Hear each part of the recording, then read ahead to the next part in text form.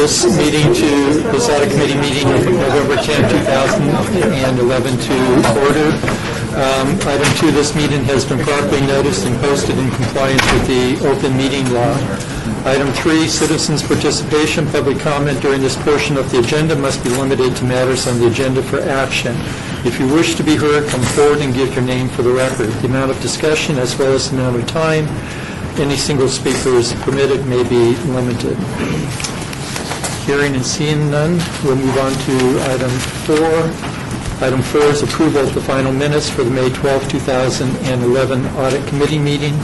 Are there any corrections, additions, deletions? If not, I will entertain a motion for approval. So moved. It's been moved. Is there a second? It's moved and second. All in favor? Aye. Aye. Item agenda 5, discussion for possible action on scheduled meeting dates. Mr. Snowden.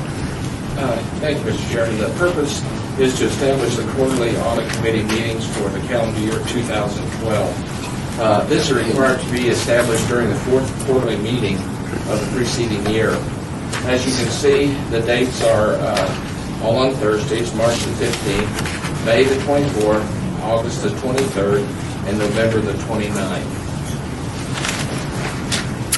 Are there any questions or discussion? If not, I would move for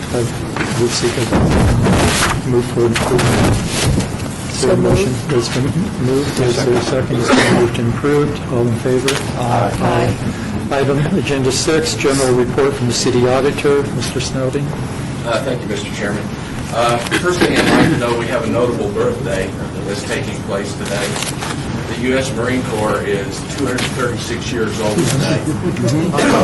So, there we go. And they still look good.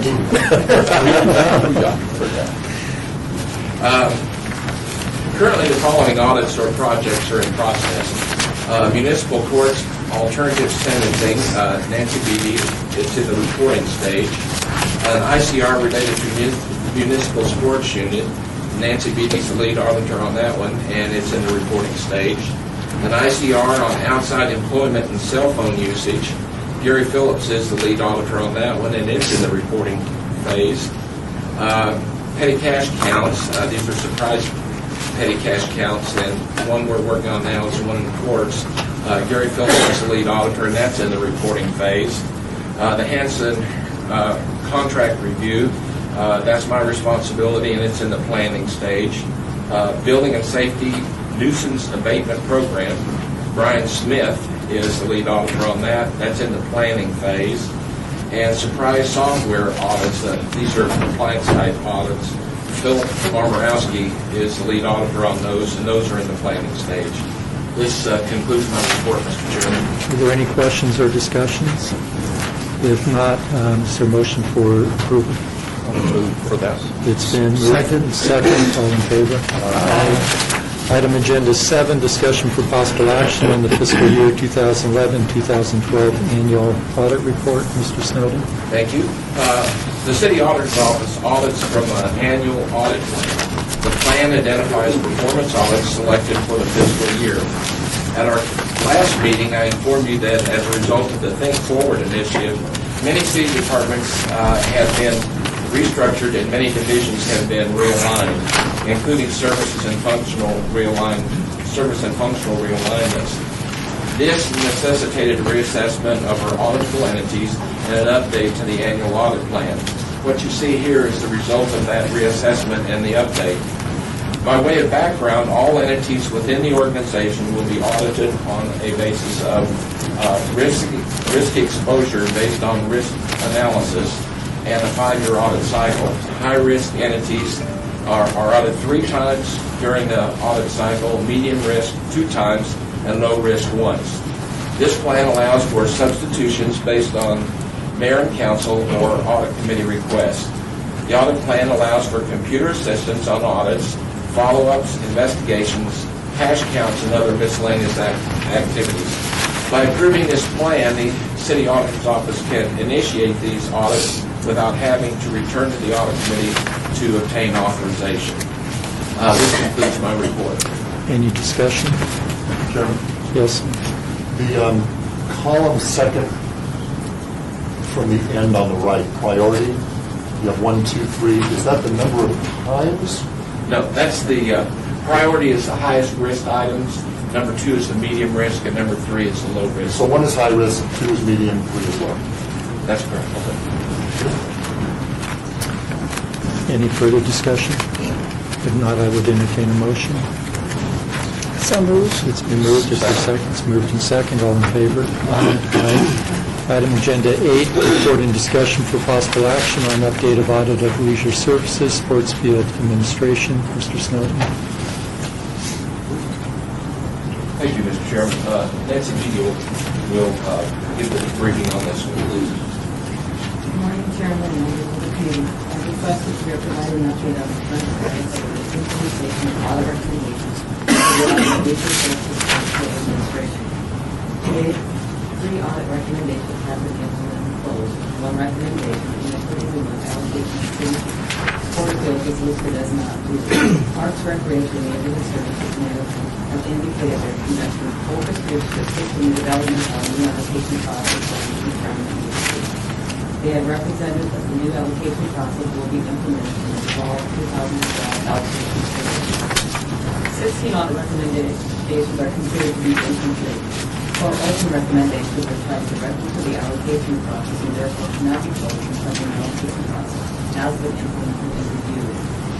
4 of the open audit recommendations relate to the lighting of sports fields, and the remaining 8 open recommendations can be implemented independently of the new allocation process. I'd be happy to answer any questions you may have regarding this audit. Representatives from Parks, Recreation, and Neighborhood Services are here to cover any questions.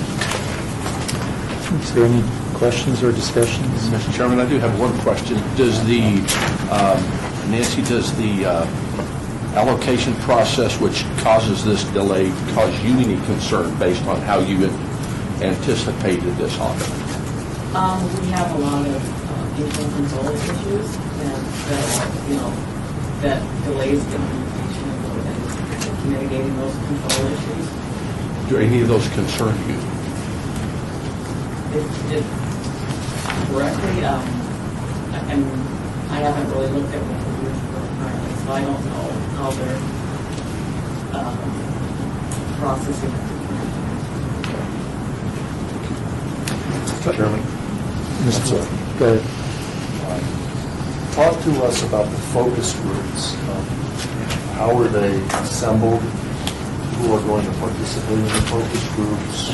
When are they going to take place? I know there's one this afternoon because I was invited to, but I'm not directly involved with the organization. Okay, is that Lonnie or? If I could, Councilman Lonnie Zimmerman, Deputy Director of Parks, Recreation, and Neighborhood Services. As you may be aware, but I don't know that the group is, we had a turnout at our Parks and Rec Advisory Commission, and the chair actually asked us to engage the public because there was such strong sense of entitlements and concern about how we may go forward. The focus groups have been identified, and we're trying to do 5 of them. 1 will be an open invitation and probably quite large with anybody who's got a general concern. Our first one was held last month, and what we did is take the principals of all of our major sports user groups, so our football user group, our soccer user group, to get their attention from kind of the lead of the organizational approach. Now we're going to our smaller user groups, so what I'm really talking about is soccer is a very large one, Little League's a very large one. Now we're looking at today's is fall, the next group is fall ball, and some of our smaller user groups but still have significant impact and significant concerns. So we've started with the major principals, we're going backwards until finally we'll have an open group with anybody from moms and dads or anybody who felt like they weren't a part of one of the tiered groups on down. To get their input. As part of that process, what we're doing with them is asking, it is very directed, but we're asking them their input.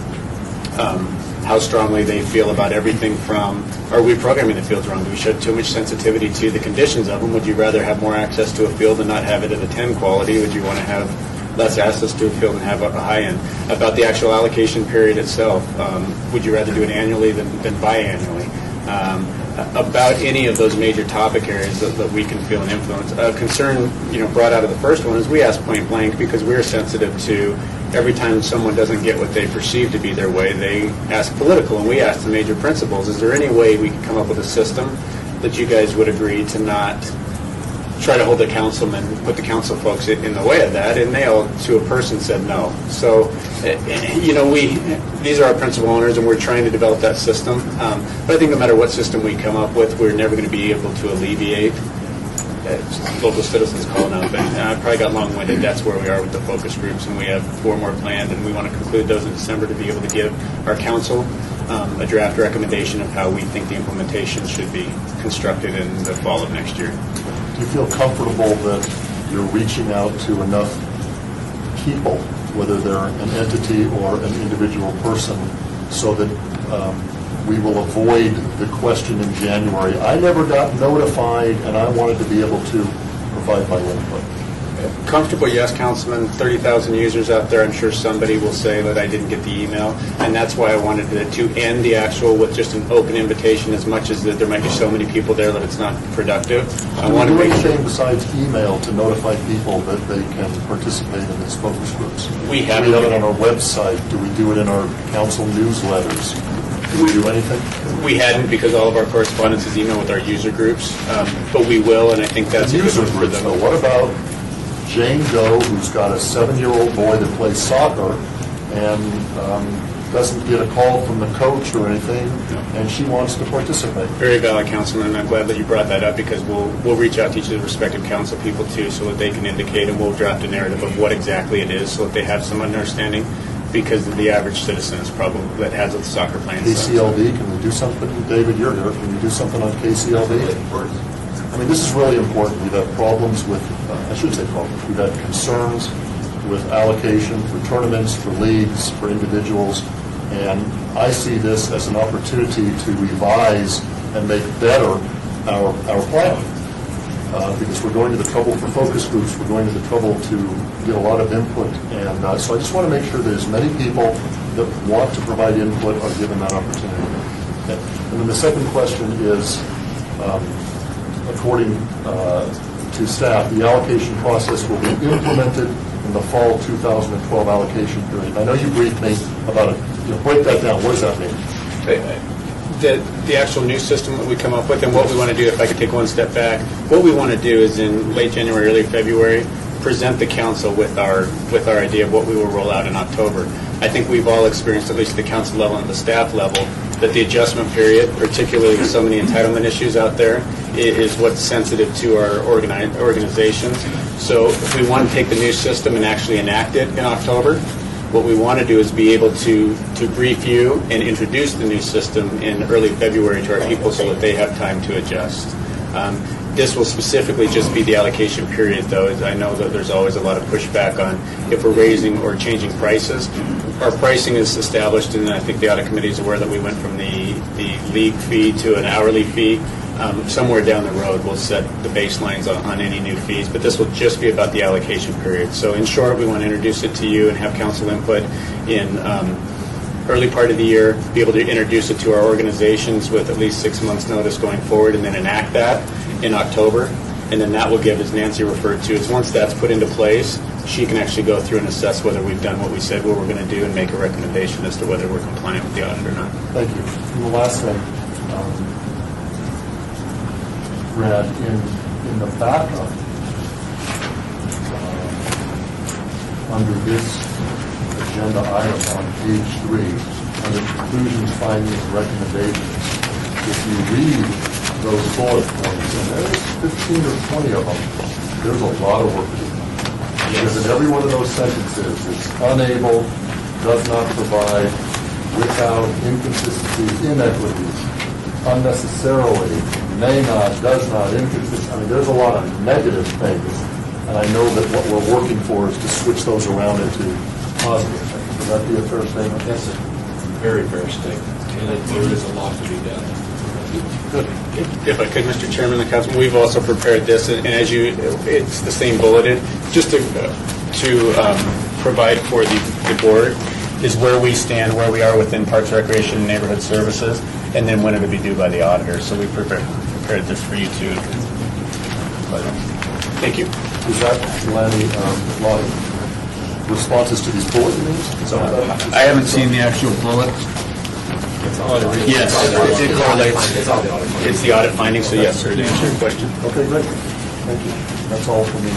Well, let me, and this is a compliment to Lenny, this report's dated September 22nd, and not in deference or defense, but we've had our opportunity to go through these bullet points previously, and we've addressed those previously, so what's been raised by Councilman Wolfson is a repeat of what Lonnie's already aware of. I also have a memorandum that was circulated here a while ago to selected members of this board, where a concerted effort has been and continues to be put in by Parks and Recreation, specifically through Lonnie. So I think they're diligently working in the right direction. And the feedback that we're receiving here definitely is on course.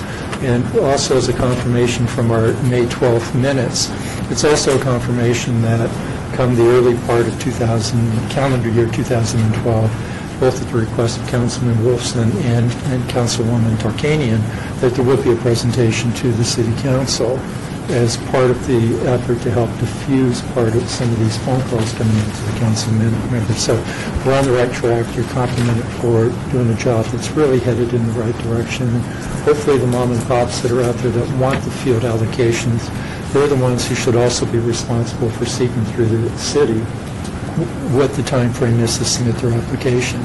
And it was clear in our last hearing that if the application is not timely submitted, it's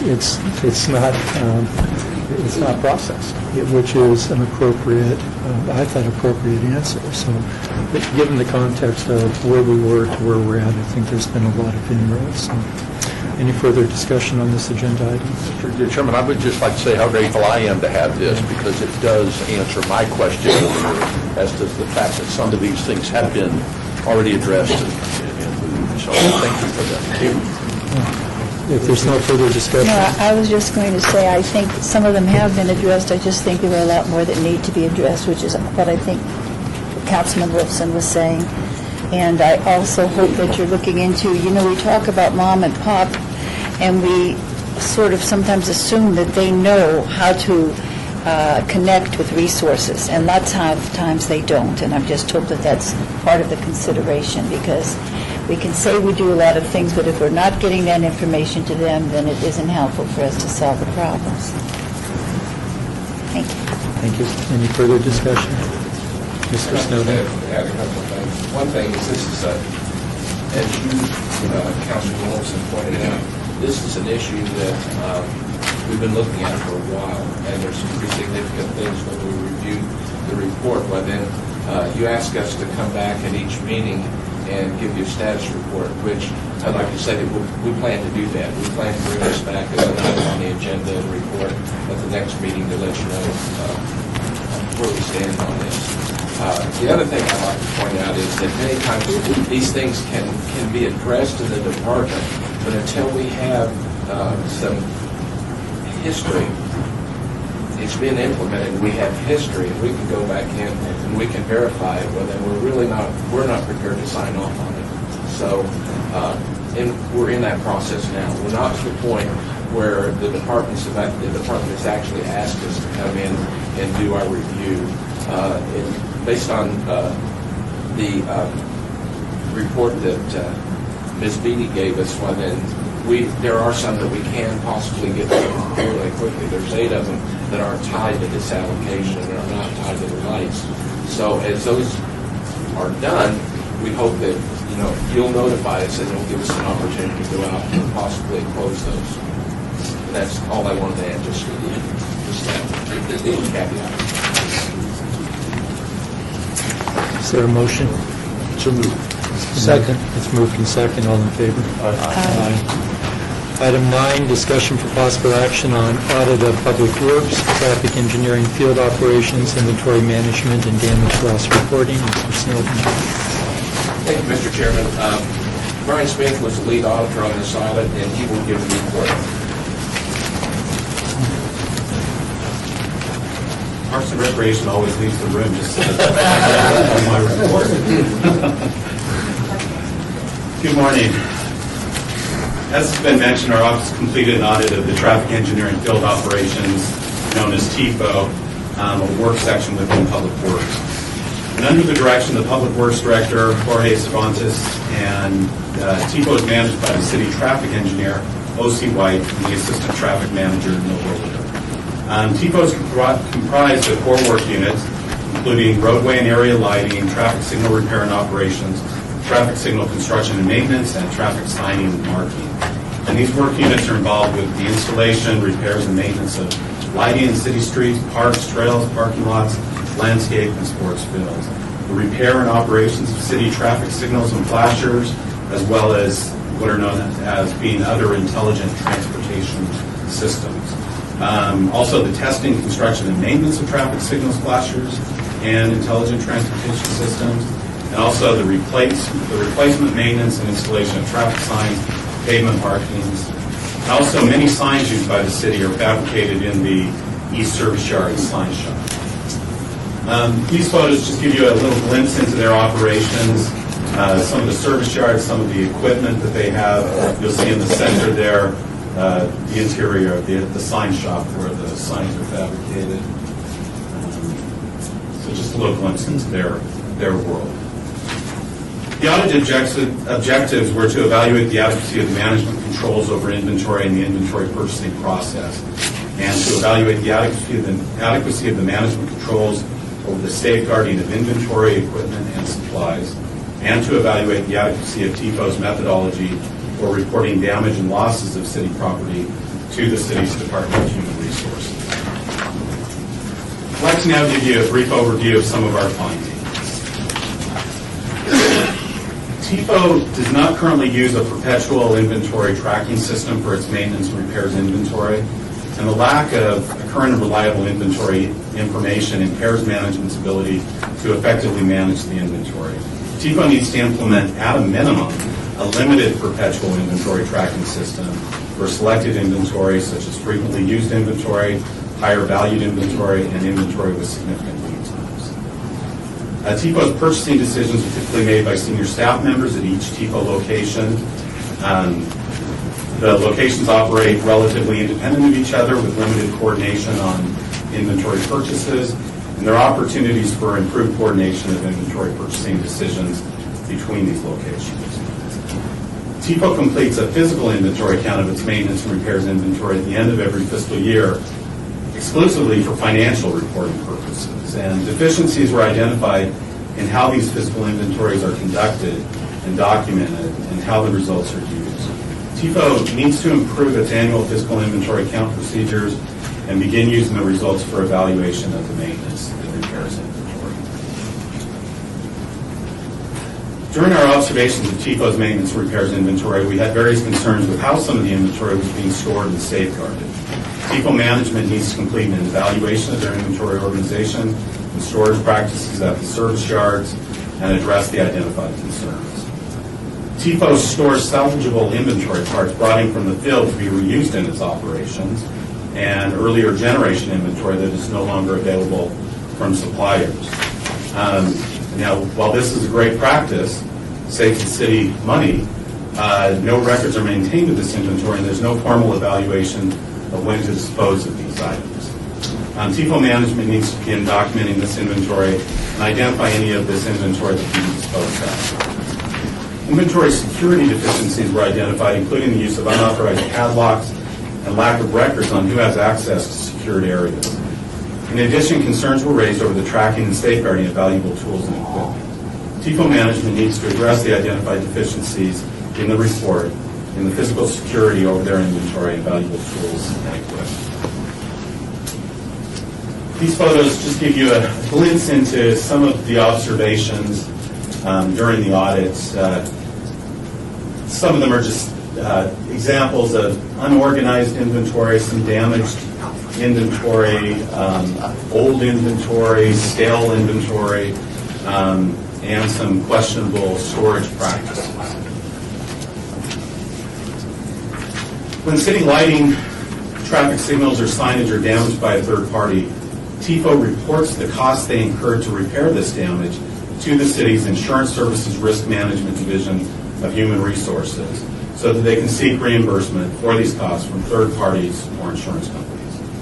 TIFO management has not documented the procedures to be followed by their staff in this process, and is not currently reporting damage or losses for graffiti repairs or acts of nature as required by TIFO regulations. In addition, deficiencies were found in the labor rates, material costs, and vehicle rates being used in TIFO's damage loss reporting. TIFO needs to address these deficiencies.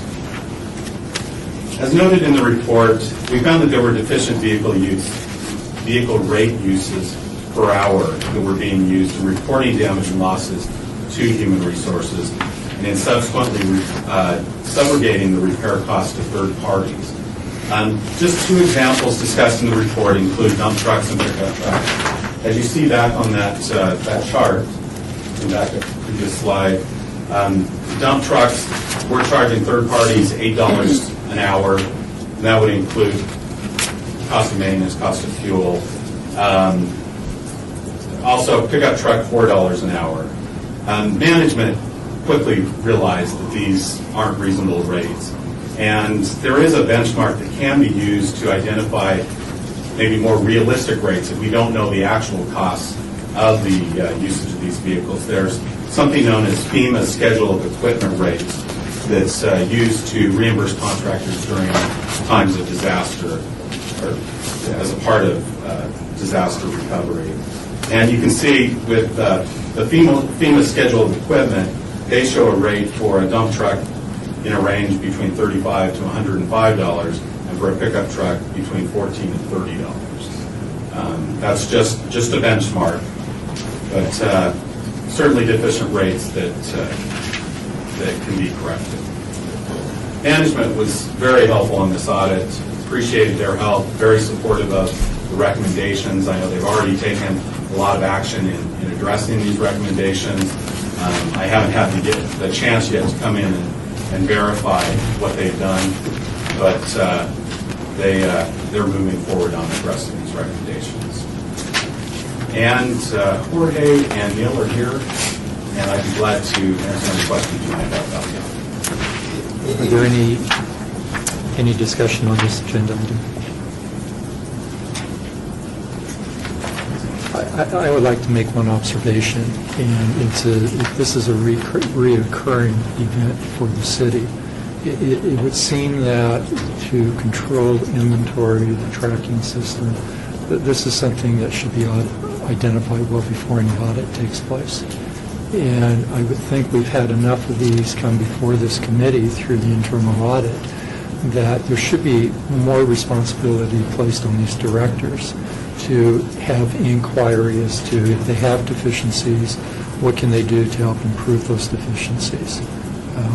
At some point in time, at least in my professional career, in identifying the lack of inventory and maintenance, it costs the entity serious money for loss of inventory, whether it's old generation inventory or it's current. And the lack of having proper security just invites the opportunity for pilferage.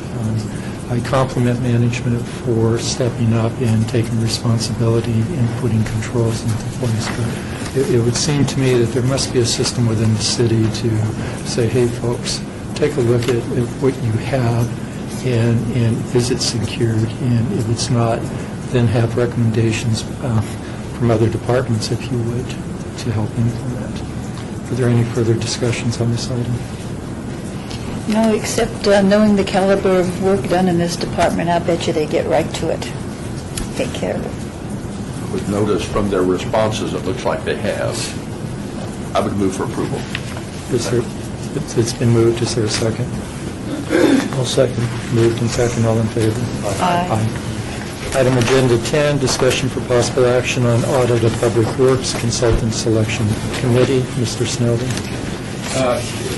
Mr. Chairman, I was the lead auditor on this audit and will give the report. I would like to point out a couple of things before I start.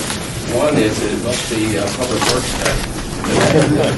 But I'd like to thank Courtney and David Bowers, who's the city engineer, and also Betsy Fredfeld, the city manager, for their quick attention in looking at this audit and taking into consideration what we did find. Additionally, I'd like to point out that one of the auditors who isn't really an auditor with the city of Las Vegas anymore, is it the ombuds person? with the state. He's an auditor for them, but he came back to see this one presented. He spent a lot of time on it, and so did Bruce Wagner, who I think probably would be here, but his wife is having some health problems. Why don't you identify the gentleman? Michael Mandelko. Thank you. Our office completed an audit of the Consultant Selection Committee within Public Works. The Public Works Consultant Selection Committee is responsible for the selection of professional services consultants for the City Engineer Division of the Public Works Department. These consultants primarily perform professional services such as geological analysis, environmental impact studies, architectural design, roadway engineering, and so forth. The process is not subject to competitive bidding. Basic elements of the selection process include completion of a statement of qualifications, or an SOQ, by the firm that wants to be considered. The SOQ includes data such as jobs the firms have performed, staff, and qualifications. The Public Works Department evaluates and rates the SOQ for each category for which the firm is qualified. And during the time period, we looked at approximately 25 different categories for them to compete on. The firms are ranked highest to lowest numerically in the categories in which they qualify. Committee selection is completed by a 5-member committee within the Public Works Department. Subject matter experts, the project managers, give advice and recommend firms. Committee members vote on the firm to be selected. A motion is approved by a majority vote. Purchasing and Contracts negotiates with the assistance of Public Works with the selected firm. Selected firms are evaluated during and after performance by Public Works Department staff. During the course of the contract, staff performs 2 levels of evaluations and review, which they call a report card. Interim reviews are established to evaluate progress, work quality, and the overall performance. Final evaluation is done upon the close of the contract. The audit was started during the 2008 to 2010 SOQ period. They're done for 2 years at a time, the SOQ period. It was not completed until after the conclusion of that period. This was done to increase the data considered for analysis. As you can see, the potential awards for those 2 SOQ periods was $68.1 million. Our objectives were: determine if management controls are adequate to ensure that committee activities are properly authorized and reported, evaluate the overall effectiveness and efficiency of the committee selection process, and determine if program objectives and benefits are established, monitored, and accomplished. I'd like to give you an overview of the findings that we had. First of all, dealing with formal written committee procedures. The committee process lacks a formal written procedure. The process by which the firms are contracted, scored, ranked, selected, and evaluated is not documented. Subsequent to reviewing this finding with the City Engineer Division, an SOQ policy was completed. The City Engineer Division should formally document and implement the committee procedures. The SOQ ranking process does not formally include past performance indicators such as report cards, general thoughts of the city project managers, and each firm's final score. Firm performance, as indicated on report cards for work completed during the SOQ period, is not formally included for consideration by the committee. This data could influence committee decisions. The City Engineer Division should establish, document, and implement a process to formally include performance reporting in the SOQ ranking process. Additionally, the City Engineer Division should establish, document, and implement a process to include performance reporting for work completed during the SOQ period for committee consideration. In the City Manager's Information Report, the CEMR, that established the committee, we find the following, quote, certain goals are established for the ranking process. The process should be open, objective, and equitable. The process should be reliable in selecting the best candidate. As you can see from the chart up there, many firms participating in the SOQ process are not selected for any contracts. The committee attempts to select the best qualified, balanced against providing an opportunity for participation. Some firms will not be considered because of low SOQ ratings.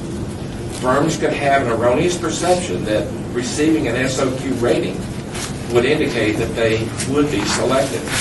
City Engineer Division should establish, document, and implement a process to create tiers of firms to be considered for selection by the committee.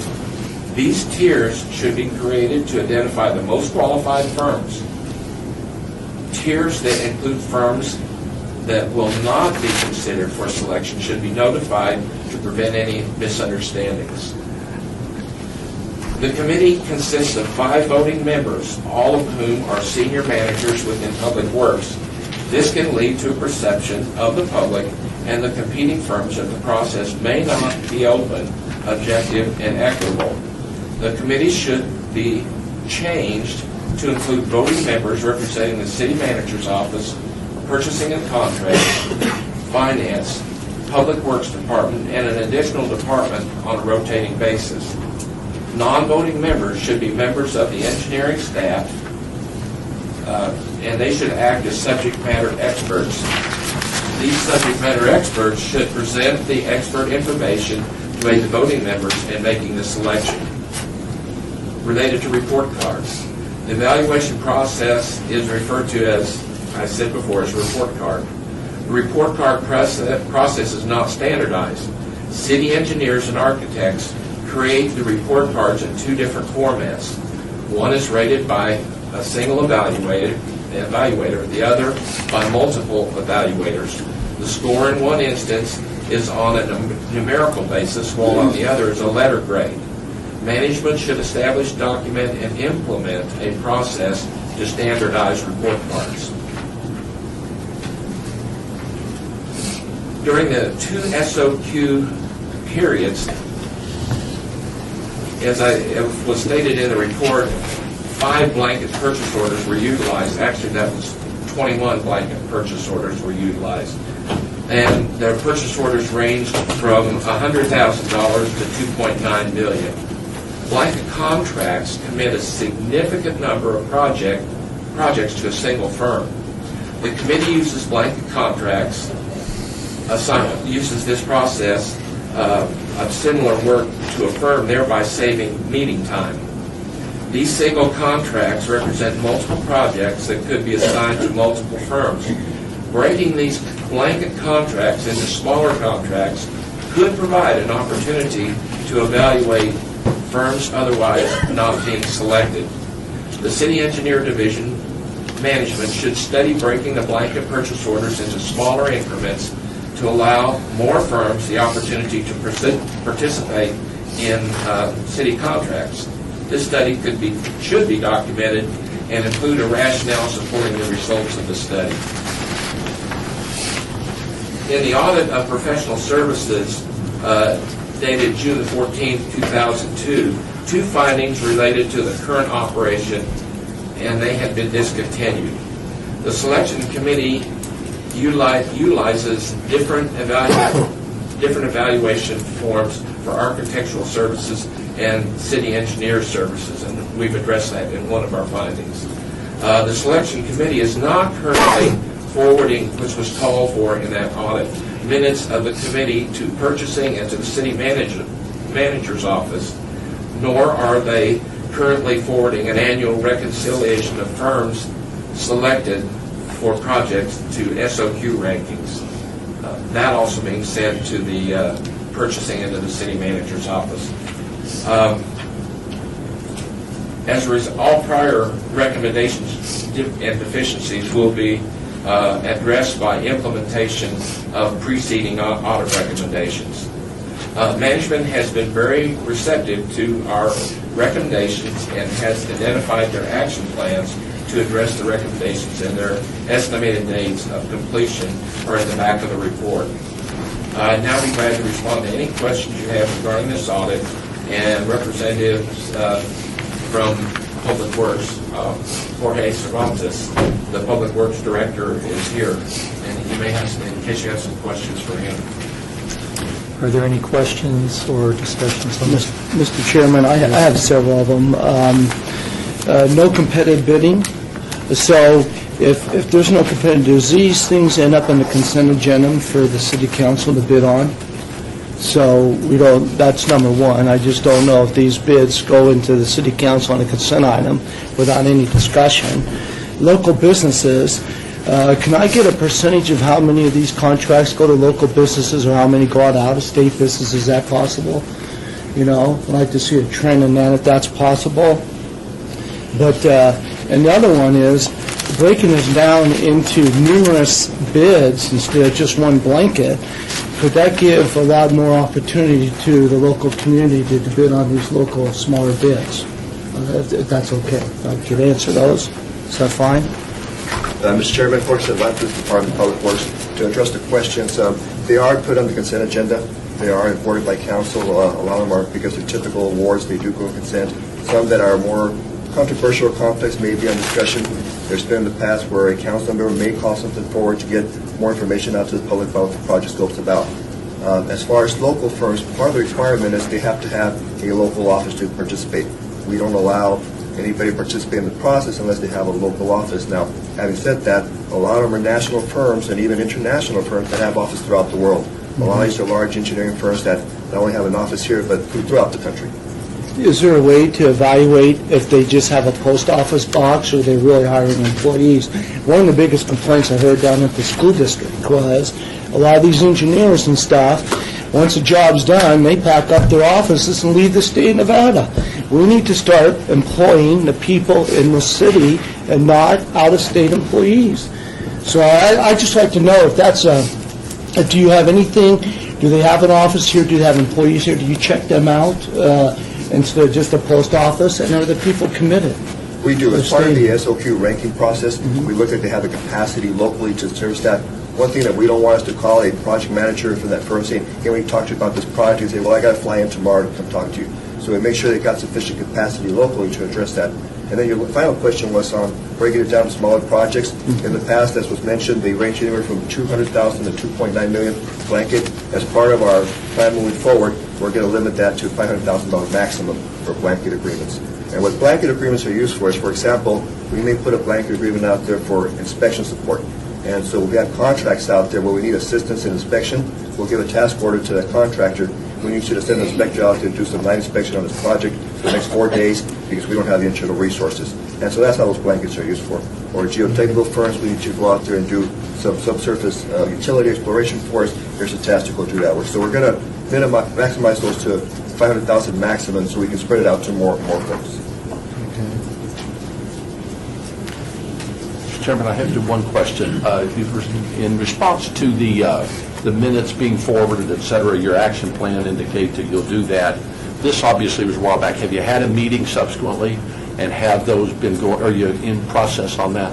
We are in process. As a matter of fact, the new membership was just been established. We've had 2 meetings. The last meeting was not to select a group, but just to look at another action in there. And so we are putting the minutes together that we go forward. Now, we do have a representative of the city manager's office, Orlando, who's our deputy city manager, that's in there, and our purchasing manager's in there. So they're present at the meeting, but we follow up with sending the minutes. And then at the end of the year, we send a report, or we'll send a report, saying here's all the projects that were submitted this year, here's the firms, and who got what and what dollar amounts. Thank you. Could I make a comment? Yes. Mr. Workman, the audit before, we did that was a personal services contract audit. And side note, since they are personal services, whether they're not subject to bidding, we don't have to accept the lowest bid. We can accept a bid that we have some range that we can deal with. So that's why that comment about it not being subject to public bid is the case. We can choose a professional service contract based on other criteria. However, we don't even talk about price. price doesn't come up until purchasing begins to negotiate with them. That was the side point. That preceding report, I have to tell you that this process that was in place was a hallmark and the flagship for how we thought it should be done, because people were involved in it. It wasn't. It was a structured committee, and so we were very positive about it. The one thing we did do was we asked that the results of the meetings were forwarded on to the city manager and purchasing, so they'd be aware of it, along with the ranking at the end of the SOQ, at the end of the year, and again at the end of the SOQ process. Because they restructured the committee and included someone from the city manager's office and someone from purchasing, we think that really addresses the issues we had with that previous audit. And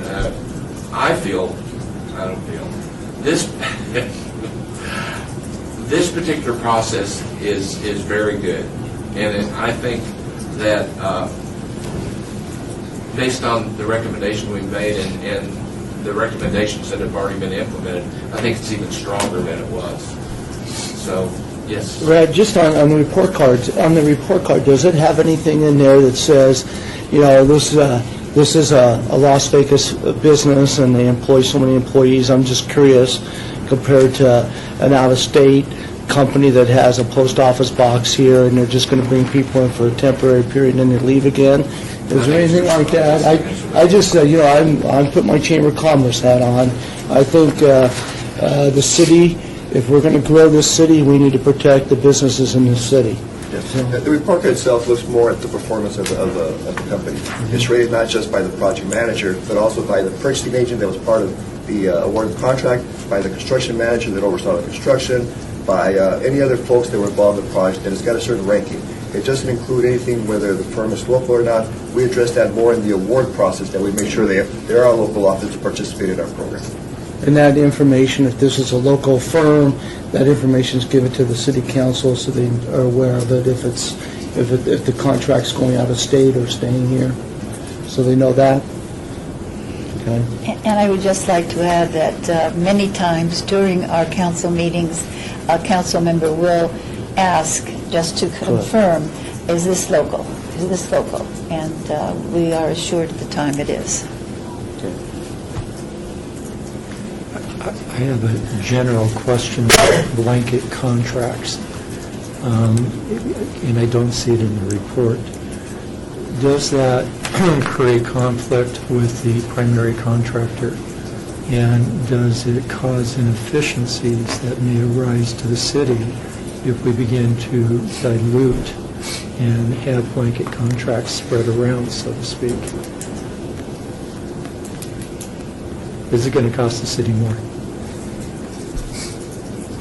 Say that again, please. If we have blanket contracts with the intent to spread the contracts, does that create inefficiencies to the project? We didn't see anything that would indicate that.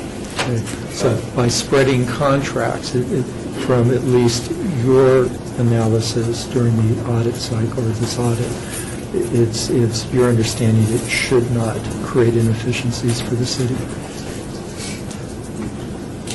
Based on what we saw, I would say that it would not create inefficiencies. I think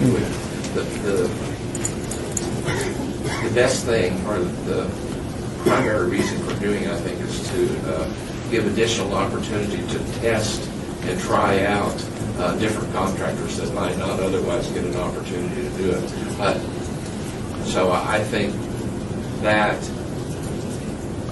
part of the analysis, it sounds like the department has already decided to lower the size of the blanket purchase orders. I think that if they were to come back and they were to see that it was inefficient, then, with some documentation on that, but I think that would be a possibility to maybe change how they handle that. Okay. And give them the opportunity. Like I said, the two things they were most interested in was to get the best possible person to do the work, along and balance that against giving opportunity to contractors in the city. And by having this committee expanded by including other departments in the city manager's office, that should lend towards the efficiency of this selection process. But somewhere within the report here, there is, you identified that there's, to use probably improper vernacular here, a poor reporting of poor performance. Will this enhance poor performance by expanding? And that may be a way that you can actually identify the poor performance, because one of the recommendations was to make sure that the report card for firms that were actually within that SOQ period would be included so that the committee could consider it. If there was a case where that inefficiency did exist, well, then that would be a good way to actually reflect it, and the committee could act on it that way, which is really why we made that recommendation, is so that they would have all the information available to them, the committee would, to make a decision. Did that answer? It's answering, because I'm looking at page 9, item 6, project performance that is below minimum standard needs to be communicated to the consulting committee immediately. So that becomes a very important element towards the expanding, if you will, the opportunity for these blanket contracts. Okay. Any further discussion on this item? If not, I would entertain a motion.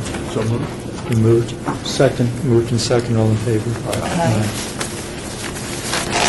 Item agenda 11, discussion for possible action on the annual audit recommendation follow-up as of June 30, 2011. Okay. Mr. Chairman, thank you.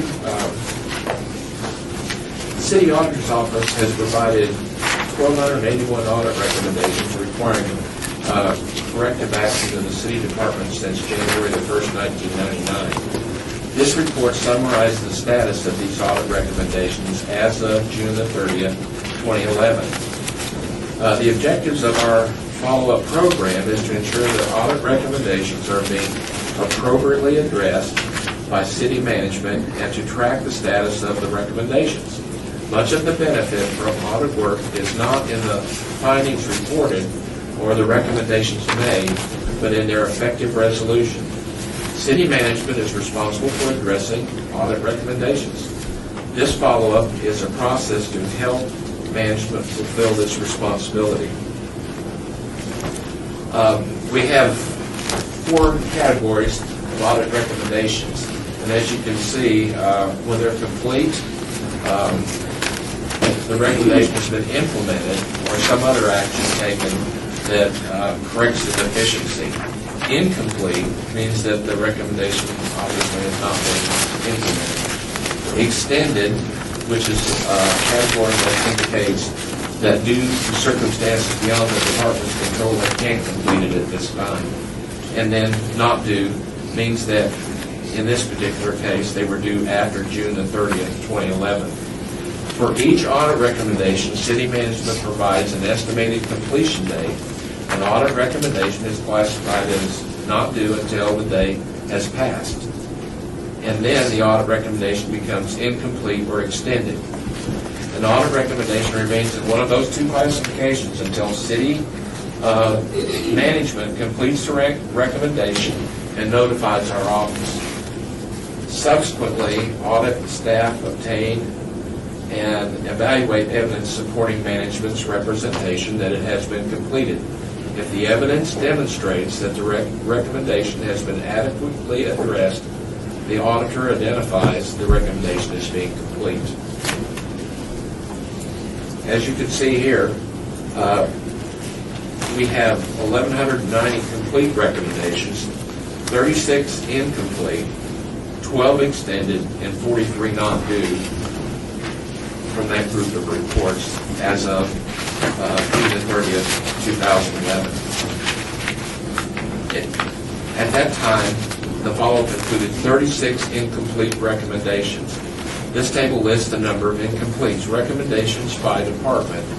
There are a total of 36 incomplete recommendations, 1 in finance, 4 in municipal court, 20 in operations and maintenance, and 11 in parks, recreation, and neighborhood services.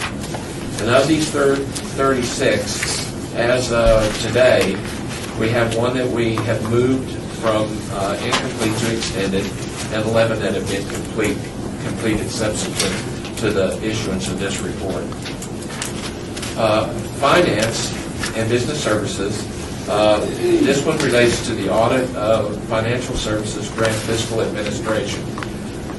This particular recommendation had to do with the allocation of indirect costs for federal grants. And this one is still in process. We contacted the department in April, and the estimated completion date was June 2011, but we haven't been recontacted to complete our review. Okay. In the municipal court, there are 4. They relate to the minimum accounting standards checklist. In particular, the first one is closed.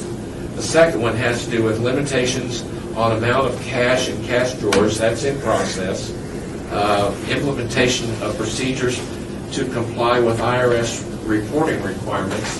That's number 5, and that's, although it shows on there as in process, that one is currently closed. It was closed the other day. And failed reconciliation, which is in process. Operation and maintenance has 20, and they're tied up in 3 reports. First one there are 4 in the audit of sanitary sewer system.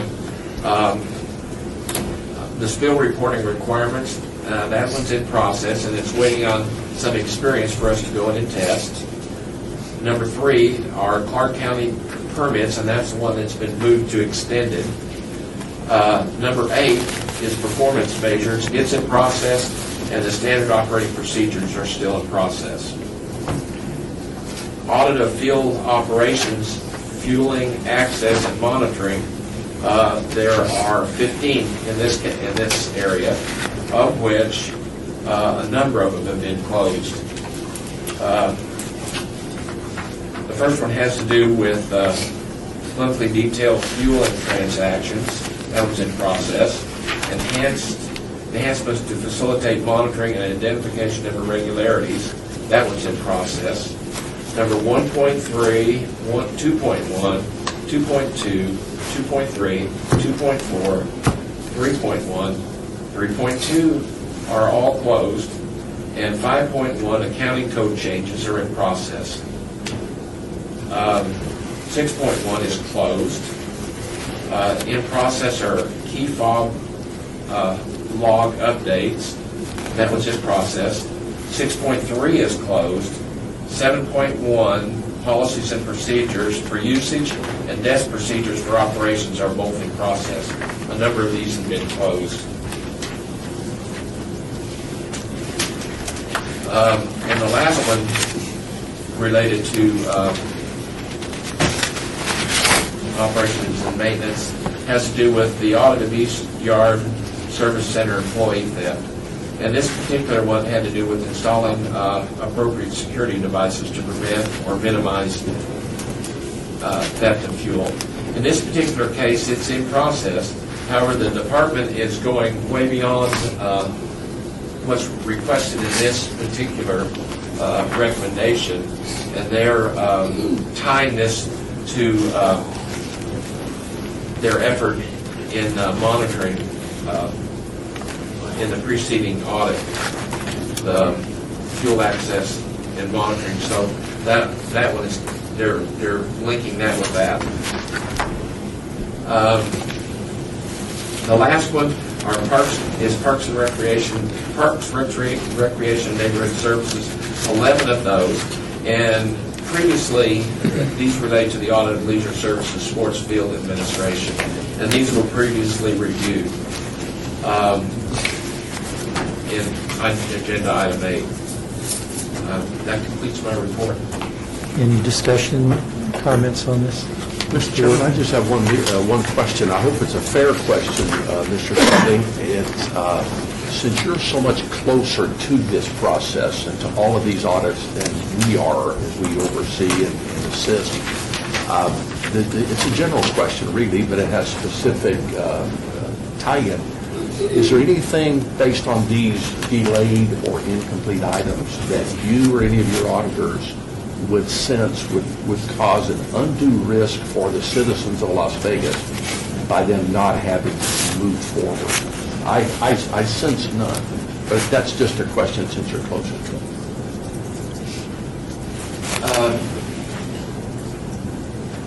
No, I don't necessarily see any of the recommendations that we've done, any of them.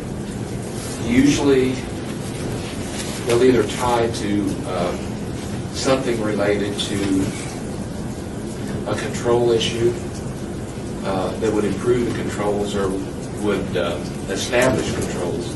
So all of the ones that are in there, they do make a difference for us.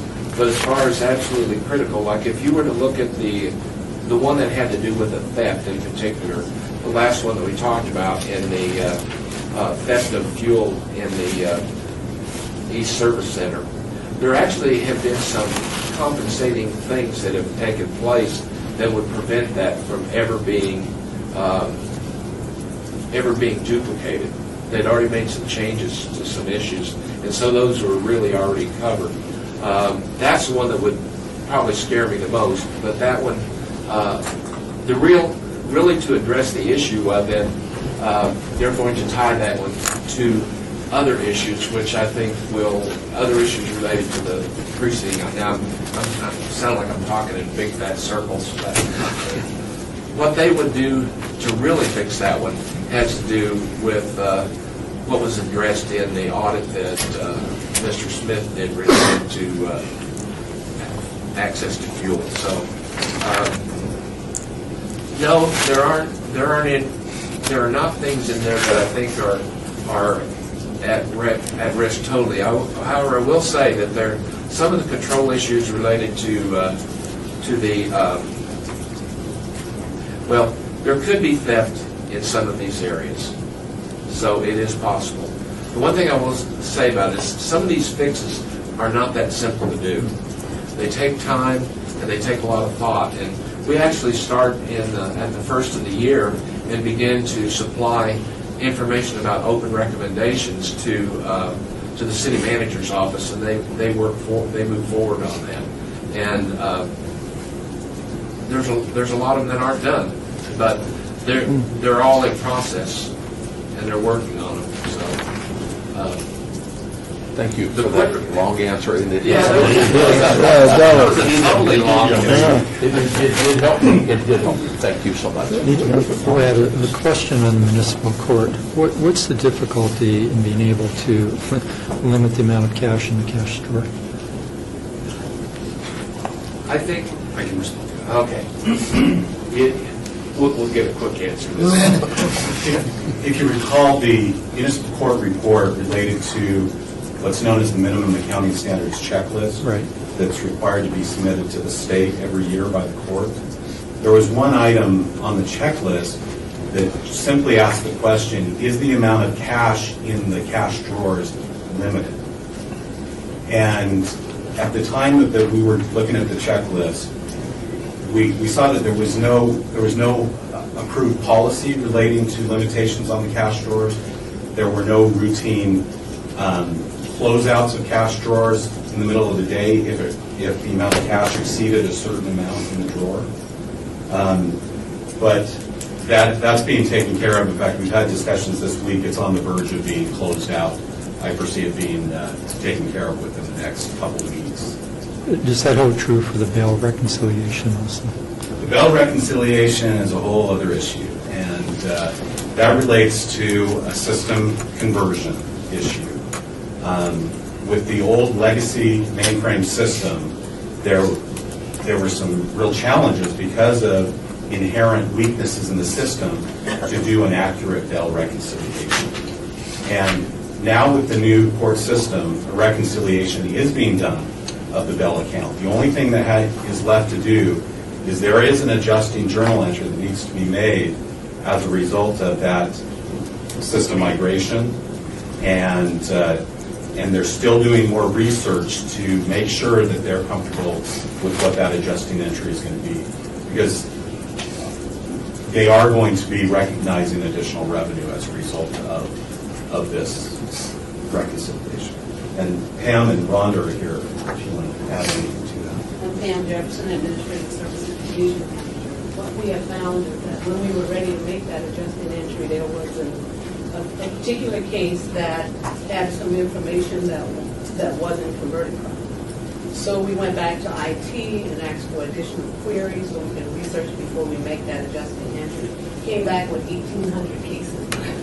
And it's a manual process to look at both of them. We did find a trend. We checked out approximately 100 cases. We did find a pattern and request IT to run another query.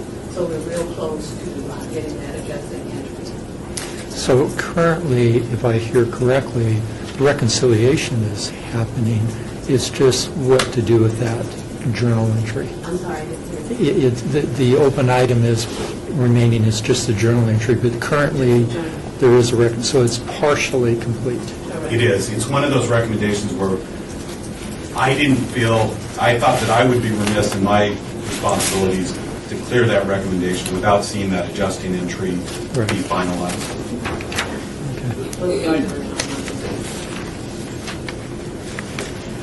Any further discussion or questions, comments? No, I would entertain a motion. So moved. Second. Moved and second, all in favor? Aye. Item 12, public comments during this portion of the agenda must be limited to matters within the jurisdiction of this committee. No subject matter may be acted upon by the committee unless that subject is on the agenda and is scheduled for action. If you wish to be heard, come to the podium and give your name for the record. The amount of discussion on any single subject, as well as the amount of time any single speaker is allowed, may be limited. Are there any citizens who would like to speak? If not, I would entertain a motion to adjourn. Moved and second. All in favor? Aye. Thank you.